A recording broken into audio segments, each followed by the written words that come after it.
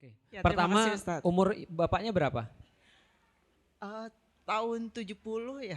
70. Oh, berarti sekitar 50-an tahun ya. Iya. Oke, baik. Jadi gini. Jadi ada pertanyaan, bagaimana ketika seorang orang tua memberikan tanggung jawab anaknya untuk membiayai adiknya? Adiknya laki-laki atau perempuan? Perempuan. Perempuan. Nah, pertama, jadi gini, tidak ada batasan untuk memberikan tanggung jawab pada anak. Tapi kita harus tahu yang kita lakukan itu bukan berbagi tanggung jawab sebenarnya. Tapi yang dilakukan oleh orang tua kepada anaknya sebenarnya adalah melatih agar anak ini punya semacam kayak gini, self identity. Dia punya identitas diri, dia punya self value, dia punya harga diri, dia punya nilai dalam dirinya. Contoh gini ya, saya bilang sama anak saya, Ji, besok Abi ada pengajian. Pengajiannya habis kajian pas Ramadan teraweh, kamu jadi imam ya. Saya bilang gitu, kamu jadi imam ya. Oh jangan, gak mau. Terus saya bilang gini, Ji, Abi bisa. Cuman kenapa Abi mau kamu jadi imam? Karena mumpung Abi masih ada, kamu bantuin Abi. Gitu maksudnya, kamu jadi imam. Ya udah, baca apa Bi? Nah itu udah bagus tuh. Baca surat apa? Ya yang pendek-pendek gak apa-apa. Atau yang kamu hafal aja gak apa-apa. Nanti kamu jadi imam ya, nanti Abi di belakang. Kalau kamu ada salah atau kamu gak nyaman, Abi yang gantiin.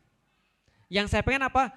Dia jadi imam, dia merasa bertanggung jawab, dia punya nilai di dalam masyarakat bahwasanya dia sudah bisa mengimami jadi imam taraweh. Muncul nilai diri, saya sudah bisa nyelesain ini. Jelas sampai di sini?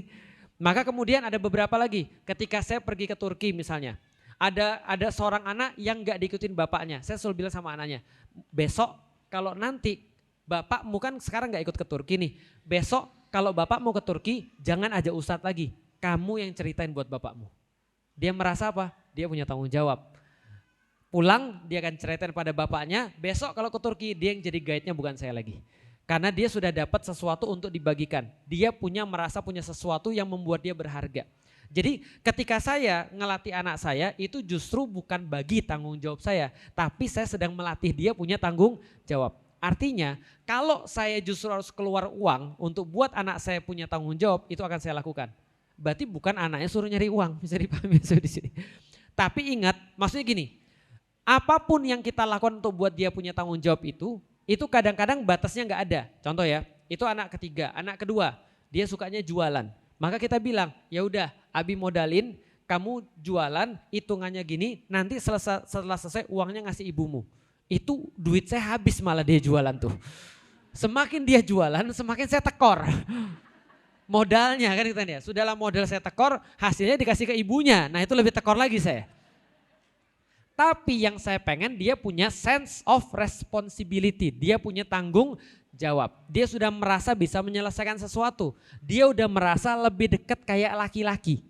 Kan gitu kan ya, kamu tuh laki-laki. Nah laki-laki itu identitasnya apa? Cari nafkah, bertanggung jawab. Kalaupun capek nih pulang, besok mau jualan kan? Iya, ayo beresin botol-botolnya, masak tehnya, ayo jualan. Responsibility-nya ada. Nah tergantung nih keluarga tadi, bapaknya ini ngomong tadi ke anak laki-lakinya, mulai dari sekarang kamu yang tanggung jawab sama adiknya misalnya. Nah yang dia dapat itu adalah wah berat nih hidup gue nih, atau seneng, oke aku akan laksanakan.